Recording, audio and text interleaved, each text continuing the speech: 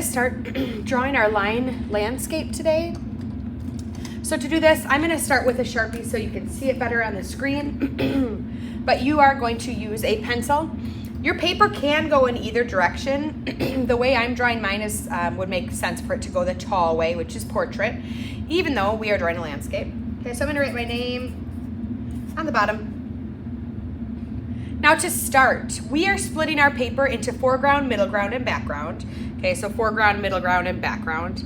And then we're drawing different sections. And within each of these different sections, you will be using a Sharpie to draw a different line design. Okay, so what that can mean is stripes or patterns, zigzags, kind of like Zentangles, but within your artwork. Okay, so to start, I am going to do a foreground by putting something just real simple in the bottom, and maybe that's gonna be like a row of rocks. So I'm gonna put a messy mat under here so I don't get Sharpie all over my desk. Okay, and I'm gonna draw some rocks. Maybe they'll go like this. Yours does not have to be anything like mine. Okay, this is just an idea. Okay, then maybe I'm going to draw a path and another row of rocks.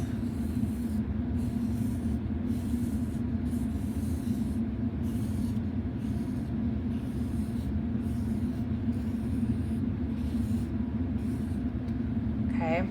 The next thing I might do is add maybe just a simple hill.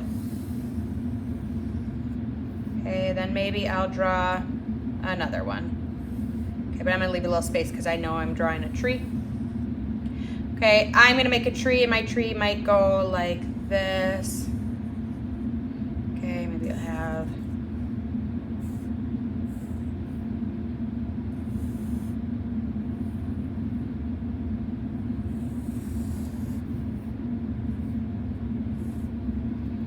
I might draw some roots. Okay, and then I'm gonna draw my tree fluff. Okay, I can also do something like this. All right, next, maybe I will draw another hill. Maybe it'll come behind here, and maybe on here I will put a path that's going that way.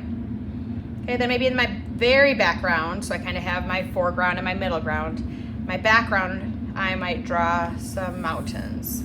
Okay, this one goes back behind my tree, all the way like that. Maybe I'll have a smaller one here. Maybe a really big one in the back. Okay, and then maybe right here I'll have the sun peeking up. Okay, so right now I have just my basic outline. Kind of looks like a coloring book sheet. Okay, from here is when I'm going to then start adding in all of my line designs. So for example, on my rocks, I could do something like this.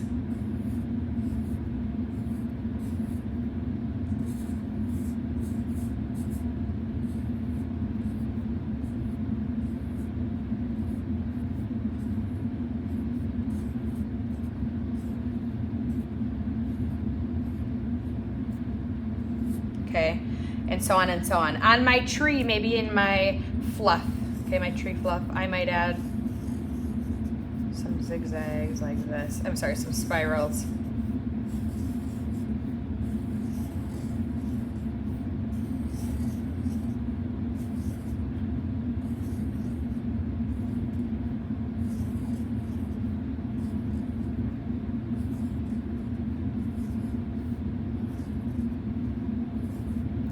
I could add some lines like this.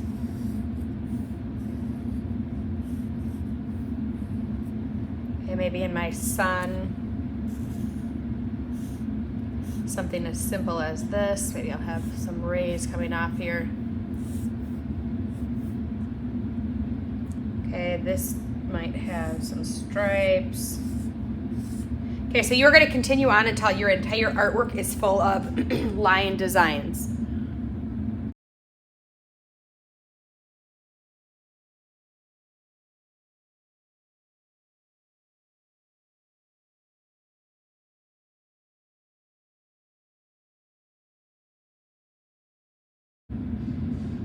Okay, the next thing I'm going to be doing is adding watercolor paint to fill in my artwork. So I always start with the lightest color for this one it would be yellow. So I start with my water, go to my yellow. Remember, the more you swish it around on your yellow, the brighter or more vivid your color will be. Sometimes I kind of use a mix of both when I use watercolor paint. Some things I might want really bright, some things I might not want bright. And then you are just going to go ahead and paint this however you choose. There's no right or wrong. You might want to try layering some colors. So for example, I painted that yellow. Maybe I want to take a little bit of orange. Okay, and add some orange in places as well. You paint this or choose however you'd like. Just make sure when you are using the paint that you don't take your paintbrush and dig it in there and jam it inside the paint. It ruins the paint. Your paper gets all tacky anyways. It's just too much paint. And that's not quite how we want to use our supplies when we share them with everybody in this school. So again, you're gonna take your time, paint this however you choose. Okay, when you're all the way finished, it will go onto the drying rack.